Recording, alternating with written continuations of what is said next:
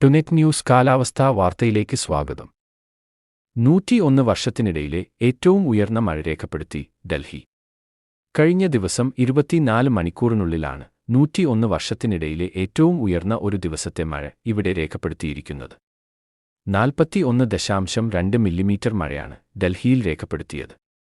കേന്ദ്ര കാലാവസ്ഥാ നിരീക്ഷണ വിഭാഗത്തിന്റെ കണക്കുപ്രകാരം 1923 ഡിസംബർ 3-ന് 75.7 മില്ലിമീറ്ററിൽ ഒരു മാസത്തെ ഏറ്റവും ഉയർന്ന മഴ തലസ്ഥാനത്ത് രേഖപ്പെടുത്തിയിരുന്നു.